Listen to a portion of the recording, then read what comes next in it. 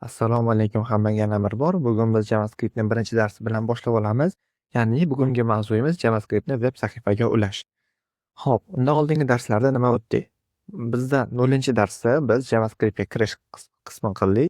Ya'ni biz JavaScript webda yana qanaqa sohalarda ishlatilishi, nima uchun ishlatilishi, o'zi JavaScript o'zi nima narsa, HTML, CSS, JavaScriptning farqlari, odamga qiyoslab ular nimaligini tushuntirib berdim. Ya'ni JavaScript bu bizda miya qismiligini tushuntirib berdim. Xo'p, bugungi darsimiz birinchi dars bo'lar ekan va JavaScript web sahifaga ulash bo'ladi. O'tgan safar men sizlarga videomiz qisqa bo'lishligi uchun JavaScriptning tarixi, uni kim yaratganligi, nechinchi yil yaratilganiga, nima uchun yaratilganligi haqida aytib o'tmadim. Lekin kimga qiziq bo'ladigan bo'lsa, bemalol internetdan qidirib olishlaringiz mumkin. O'zbekchada, ruschada ham, inglizchada ham ma'lumotlar judagina ko'p. O'shaning uchun bu narsani aytib o'tirmadim. Bemalol o'zingiz qidirib olishlaringiz mumkin. Endi biz JavaScriptni web sahifamizga ulab ko'ramiz. Uning uchun bizda ikki xil uslubi bor. JavaScript ulashning ikki xil uslubi bor. Bu bizda mana bu yerda yozib qo'yibdi. Inline scripting va linking a external file. Inline scripting nima degani? Inline scripting degani ichki JavaScript. JavaScriptni web sahifani ichida, ya'ni HTML faylning ichida yozish. Linking an external file degani esa external file. Ya'ni tashqi faylni ulab qo'yish. Ya'ni JavaScript kodini biron bir boshqa faylga yozib, uni HTML faylga ulash. Va bu eng ko'p ishlatiladigani, ya'ni external JavaScript file eng ko'p ishlatiladigani va tavsiya etiladigani bo'ladi. Juda ham ko'plab kuchli dasturchilar shu uslubda ishlatiladi. Katta proyektlar mana shu uslubda qilinadi. O'shaning uchun mana bu yerga best practice ko'p ishlatiladigani deb yozib qo'yibdi. Uning uchun nima qilamiz?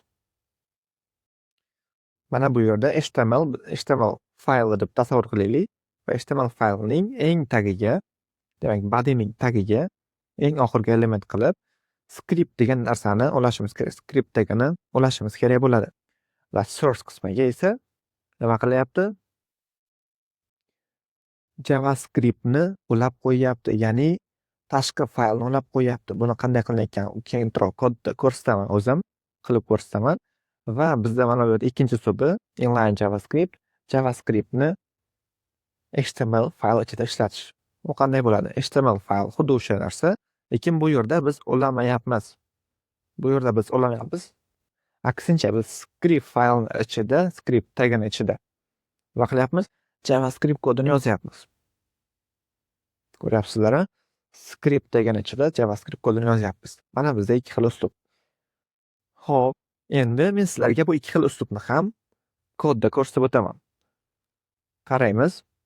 Mana bizda JavaScript, mana bizda index.html faylimiz. Bu yerda ozroq kod bor. Bu nima narsa? Bu bizda mana bunaqa chiroyli bir birinchi dars o'zbekcha JavaScript deb yozish uchun bo'lgan ozroq HTML va CSS kodlari. Mana birinchi dars, mana o'zbekcha, mana bu yerda ozroq CSSimiz bor. Uncha qiyin narsa emas, bu narsa sizlarda bo'lishi ham shart emas. Agar bunaqa narsani sizlar ham chiroyli qilib qo'ymoqchi bo'lsangiz, mana bunaqa buni men GitHubda kodini qoldiraman. Bemalol yuklab olishlaringiz mumkin bo'ladi va har bir yangi darslikda birinchi dars, ikkinchi dars, uchinchi dars sifatida qo'yib ketaman. Hop, birinchi dars. Inline scripting. Bu qanday bo'ladi? Demak, aytganimdek, bu ichki JavaScript. Uning uchun script degan tag ochib olamiz. Ochdik, mana script degan tag va mana shuni ichiga biz JavaScript kodini yozamiz. Mana shuni o'rtasiga JavaScript kod yozib ketaveramiz. Xohlasa 100 qator, xohlasa 2 qator. Mana men sizlarga bitta JavaScript kodini yozib ko'rsataman. Agar nima yozayotganimni tushunmasa, hali buni keyinroq o'tamiz nimaligini. Hozircha men buni ulanganligini, ya'ni JavaScript kodini ishlayotganligini ko'rsatmoqchiman. Salom JavaScript deymiz. Saqlab olamiz. Va qaraydigan bo'lsak, bizda mana bu yerda salom JavaScript degan уведомление. Biz uchasiga bilmayman, lekin notification keldi. Okni bosib qo'yamiz. Agar mana bu yerda boshqa narsa yozadigan bo'lsa, masalan hello deymiz, ya'ni u ham ingliz tilida salom, qarasak hello JavaScript. Demak bizda Mana bunaqa uslubdagi JavaScript ishlayapti. Biz to'g'ri uladik. Nima qilar ekanmiz? Yana bir bor takrorlayman. Script deb, mana script deb ochib olamiz va uning o'rtasiga yozib ketaveramiz. Mana shu yerdan boshlab biz JavaScript kodini yozib ketaveramiz. Tushunarli bo'ladi degan umiddaman. Alert va salomni yozib qo'yaman. Bo'ldi. Endi buni kommentga olib qo'yaman. Xo'p. Endi biz ikkinchi uslubga o'tamiz. Ikkinchi uslub nima bo'ladi? Ikkinchi uslubda biz birinchi bo'lib mana bu yerda birinchi dars degan papkamizda nima qilishimiz kerak? JavaScript fayl ochib olishimiz kerak. Uning uchun mana bu yerda new file deb bosamiz. Kimga ko'rinmayotgan bo'lsa bunday yaqinlashtiraman. Mana bu yerda new file bosamiz va JavaScript fayl ochamiz. Masalan, script deb nomlayman men. Va orqasiga .js deb qo'yamiz. Demak, HTML faylniki haddan oxiri .html bo'ladi. CSS2.css va JavaScriptniki esa .js. .javascript. Mana script.javascript. Xohlagan qo'yishimiz mumkin edi. Men просто script deb qo'yib qo'ydim.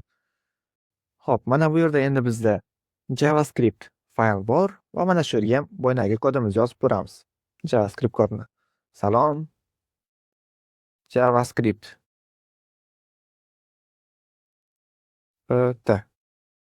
Adashib ketdim. Salom JavaScript. Alert. Demak, bu narsa bizda ishlashi kerak. Bir qayta o'chirib yoqamiz. Qarasak, bizda ishlamayapti. Nimaga bizda ishlamayapti? Xo'p, birinchi sababi biz JavaScript kodni yozyapmiz, to'g'rimi? Yozyapmiz. JavaScript fayl bormi? Bor. Lekin bitta muammo bor. Biz mana bu yerda index.html da ochyapmiz, to'g'rimi? Va unda biz CSS ko'rishimiz uchun nima bo'lyapti? Bunaqa oq rang, bunaqa sariq JavaScript bo'lishi uchun nima qilganmiz? Biz uni ulab qo'yganmiz mana bu yerda link yordamida. Xuddi shu tarzda biz JavaScriptni ham ulashimiz kerak. Ya'ni mana bu yerda ikkinchi uslub. Mana external JavaScript file. Bu yerda biz JavaScript faylini ulab qo'yishimiz kerak bo'ladi. Script deymiz. 2.source yoki qo'lda yozadigan bo'lsak, script mana to'g'rimi? Va mana bu yerga source degan so'z yozamiz. Source mana shunaqasi. Va mana shuni ichiga esa biz nima qilishimiz kerak? Script.js yozib qo'yishimiz kerak. Demak, birinchi darsimiz ichida hamma fayllarni ko'rishimiz uchun / qo'yamiz. Mana biz index.html, script.js va .style.css bor. Va biz bundan nimani tanlaymiz? Script.js tanlaymiz. Saqlab olamiz. Endi yana bir bor qaraydigan bo'lsak, salom JavaScript degan yozuv chiqyapti. Yana bir marta refresh qilib ko'rsaman. Demak, salom JavaScript degan narsa chiqyapti hali ham. Zo'r. Demak, ikkinchi uslub ham bizda ishlayapti. Menimcha hammaga tushunarli bo'ldi. Demak, bu 3 ta uslub, 2 ta qadamdan iborat. Birinchi, biz mana bu yerga biron bir fayl yaratishimiz kerak ekan, JavaScript fayl. Keling yana bir marta yaratib ko'rsaman, ikkinchi faylda main.js. Bo'ladimi? Bo'ladi. Main degan nom bormi? Bo'sh. Xo'p, main.js yaratdim. Mana script bor, mana main bor. Mainda hozir hech narsa yozganimiz yo'q. O'shaning uchun yozib ko'rsaman. Alert deyman yana. Va bu yerga qanaqadir message, ya'ni qanaqadir xabar yozaman. Salom Behruz. Salom Behruz. To'g'rimi? Endi nima qilishim kerak? Endi script xohlasam mana shuni o'chirib tashab, mana bu narsani o'chirib tashab, o'rniga main.js deb o'rnatib qo'yishim mumkin yoki uni tagidan ham yozib qo'ysak bo'ladi. /main.js. Xo'p. Bitta refresh qilamiz. Salom JavaScript va salom Behruz. Salom Behruz ham, salom JavaScript ham ishlayapti. Biz ikkita JavaScript ulaganimiz uchun, ikkita kod kelayotganligi uchun ham salom JavaScript birinchi chiqyapti, keyin salom Behruz chiqyapti. Nimaga birinchi salom JavaScript chiqyapti? Birinchi salom JavaScriptni chiqayotgan sababi chunki script.js birinchi ulangan To'g'rimi? Bu tepada turibdi. O'shaning uchun tepada turganligi uchun birinchi salom JavaScript chiqyapti. Uning tagida undan keyin main.js turganligi uchun salom Behruz degan yozuv chiqyapti. Demak, biz asosan mana shu tarzda JavaScript faylni ulab boramiz. Mana shunaqasiga biz JavaScript ulanar ekan, lekin biz nima qilishimiz mumkin ekan? JavaScriptni HTMLda ichida yozishimiz ham mumkin ekan. Mana bu tarzda. Mana bu HTML ichida alert ishlatishimiz. To'g'rimi? Mana bu yerda esa JavaScript faylni ichida ishlatishimiz. Bugungi darsimiz shu. Hammaga e'tibor uchun rahmat. Keyingi darslarda kutib qolaman.